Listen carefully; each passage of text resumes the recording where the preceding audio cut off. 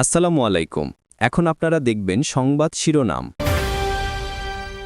রাজধানীর হাজারীবাগে স্কুল ছাত্রীকে ছুরিকাঘাতে হত্যা, দীর্ঘদিন উত্ত্যক্ত করা হচ্ছিল বলে অভিযোগ পরিবারের।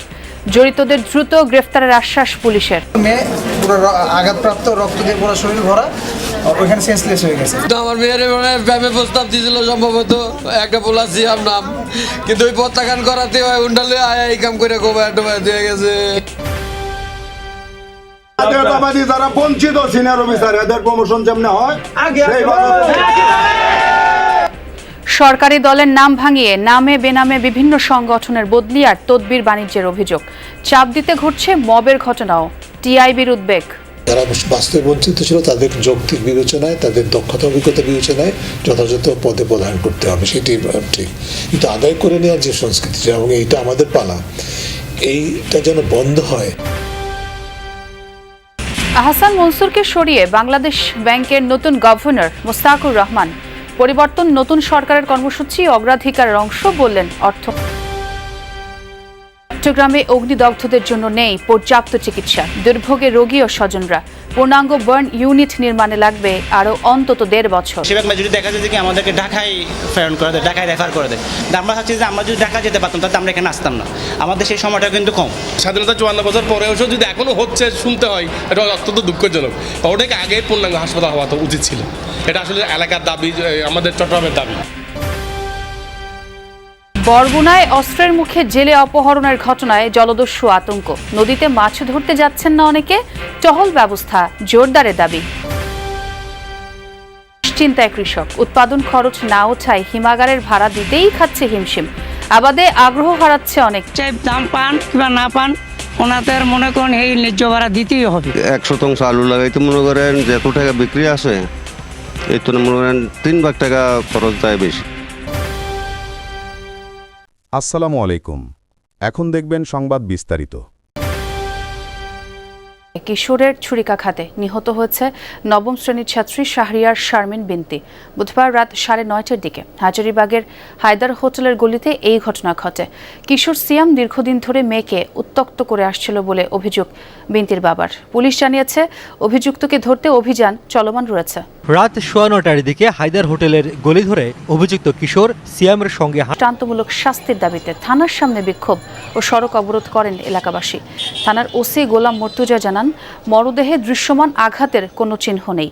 প্রাথমিকভাবে পানিতে পড়ে মৃত্যু হয়েছে বলে ধারণা করা হলেও ময়নাতদন্ত প্রতিবেদন এলে এ ব্যাপারে নিশ্চিত হওয়া যাবে। এই ঘটনায় সন্দেহভাজন একজনকে আটক করা হয়। সবাই খোঁজাখুঁজি করতেছে, পায় না। ওই বাইরালা আমরা সবাই জিডি করতে পাঠাইছি।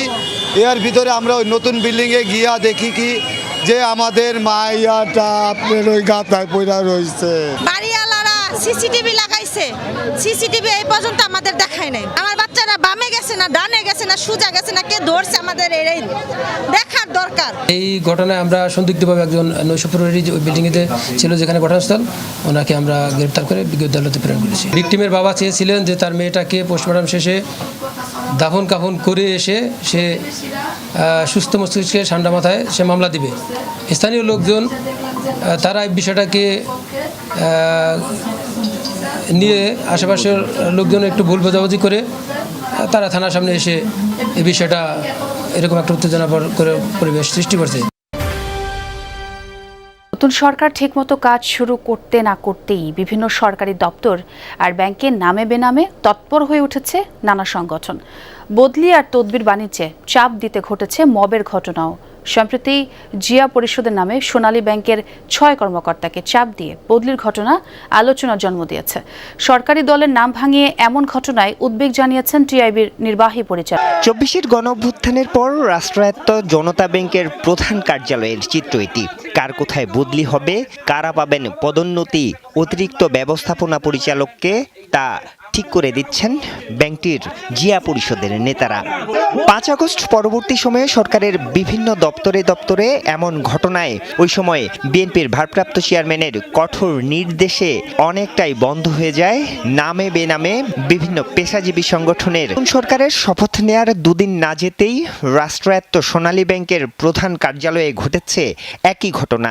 ওই দিন ব্যাংকটির জিয়া পরিষদের সাধারণ সম্পাদক SM আবুল বাশারের নেতৃত্বে 6 কর্মকর্তার বদলির সুপারিশ নিয়ে এমডির কাছে যান বেশ কজন নেতা। সুপারিশ না শুনলে ঘিরে রাখা হয় এমডিকে। যারা বাস্তবে বঞ্চিত ছিল তাদের যৌক্তিক বিবেচনায়, তাদের দক্ষতা অভিজ্ঞতা বিবেচনায় যথাযথ পদে প্রদান করতে হবে, সেটি ঠিক। কিন্তু আদায় করে নেওয়ার যে সংস্কৃতি, এবং এইটা আমাদের পালা, এইটা যেন বন্ধ হয়, সেটা বন্ধ করার জন্য যিনি প্রধানমন্ত্রী ইতিমধ্যে বেশ কিছু ইতিবাচক দৃষ্টান্ত স্থাপন করেছেন, তার মুখ থেকে দলে যারা বিভিন্ন পেশাজীবী সংগঠনগুলো আছে প্রতিনিধিত্ব করছেন, তাদের কাছে একটা কঠোর একটা বার্তা দিতে হবে। এদিকে সোনালী ব্যাংকের বদলি বাণিজ্যের এই ঘটনা জানাজানি হওয়ার পর SM আবুল বাশারকে সাধারণ সম্পাদকের পদ থেকে সাময়িক বহিষ্কার করেছে জিয়া পরিষদের কেন্দ্রীয় কমিটি। প্রেসিডেন্ট সদস্য Arifur Rahman Sabuj, Jamuna news, Dhaka. Doctor Ahsan H মনসুরকে সরিয়ে বাংলাদেশ ব্যাংকের গভর্নর হিসেবে নিয়োগ দেওয়া হচ্ছে মুস্তাকুর রহমানকে। গতকাল বিকেলে এই নিয়ে প্রজ্ঞাপন জারি করে অর্থ মন্ত্রণালয়। মন্ত্রী বলেন, নতুন সরকারের অগ্রাধিকারের অংশ হিসেবেই পরিবর্তন আনা হয়েছে বাংলাদেশ ব্যাংকে। এর আগে দুপুরে সংবাদ সম্মেলনে বিদায়ী গভর্নর আহসান এইচ মনসুর জানান, বাংলাদেশ ব্যাংকের অর্জন ব্যর্থ করতে একটি কুচক্রী মহল কাজ করছে। এতে যোগ দিয়েছেন বাংলাদেশ ব্যাংকের কর্মকর্তা। নিজের পদত্যাগ নিয়েও কথা বলেন তিনি। নির্বাচনের পর নতুন সরকার দায়িত্ব নেওয়ার পরই আলোচনায় আসে বাংলাদেশ ব্যাংকের গভর্নরকে সরিয়ে দেওয়ার বিষয়টি। এর মধ্যেই সোমবার অর্থমন্ত্রীর সাথে সাক্ষাৎ করেন governor doctor Ahsan H Mansur. আলোচনা করেন ব্যাংকিং খাতের চলমান সংস্কার সহ নানা ইস্যুতে। বুধবার দুপুরে হঠাৎই খবর আসে অপসারণ করা হচ্ছে ডক্টর আহসান এইচ মনসুরকে। নতুন গভর্নর হিসেবে নিয়োগ পাচ্ছেন মুস্তাকুর রহমান। বিষয়টি জানাজানির পর নিজ কার্যালয় থেকে বেরিয়ে যান বাংলাদেশ ব্যাংকের গভর্নর আহসান এইচ মনসুর। বিকেলে আগের গভর্নরকে সরিয়ে নতুন গভর্নর নিয়োগের প্রজ্ঞাপন জারি করে অর্থ মন্ত্রণালয়। বলায় অর্থমন্ত্রী বলেন, সরকারের কর্মসূচি এবং অগ্রাধিকারের অংশ হিসেবেই পরিবর্তন আনা হয়েছে বাংলাদেশ ব্যাংকে।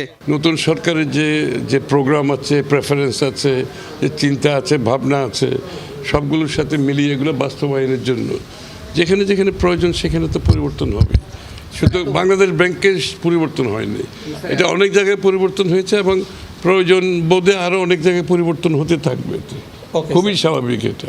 এর আগে সকালে কয়েকজন কর্মকর্তাকে শোকজ এবং বদলির প্রতিবাদ জানিয়ে বাংলাদেশ ব্যাংকের সামনে প্রতিবাদ সভা করেন সর্বস্তরের কর্মকর্তা কর্মচারীরা। আজকের ভিতরে এই বদলি বহাল উড্ড করতে হবে। চট্টগ্রামে অগ্নিদগ্ধদের জন্য নেই পর্যাপ্ত চিকিৎসা সুবিধা, তাই রোগী নিয়ে ছুটতে হয় ঢাকায়। এতে ভোগান্তি শেষ নেই রোগী আর স্বজনদের। 150 শয্যার নতুন পূর্ণাঙ্গ বার্ন ইউনিটের নির্মাণ কাজ শেষ হয়েছে 26%। চালু হতে সময় লাগবে আরও অন্তত 1.5 বছর। শনিবার চট্টগ্রামের হালি শহরে এক বাসায় রান্নাঘরে জমে থাকা গ্যাস বিস্ফোরণে 9 জন দগ্ধ হওয়ার পর আরেকবার ফুটে উঠে চিকিৎসার দৈন্যতা। দগ্ধ প্রত্যেককে ঢাকায় জাতীয় বার্ন অ্যান্ড প্লাস্টিক সার্জারি ইনস্টিটিউটে পাঠানো হয়। সেখানে মৃত্যু হয় 5 জনের। নাই নয়, চট্টগ্রামে বড় অগ্নিকাণ্ড বা বিস্ফোরণে দগ্ধের ঘটনা ঘটলেই রোগীদেরকে চট্টগ্রাম থেকে ঢাকা পাঠাতে হয়, কারণ চট্টগ্রাম মেডিকেলে পোড়া রোগীদের চিকিৎসায় পর্যাপ্ত ব্যবস্থা নেই। পোড়া পার্সেন্টেজ যদি বেশি হয় সেক্ষেত্রে আইসিইউ সাপোর্ট লাগে। তো এই জন্য আমরা যদি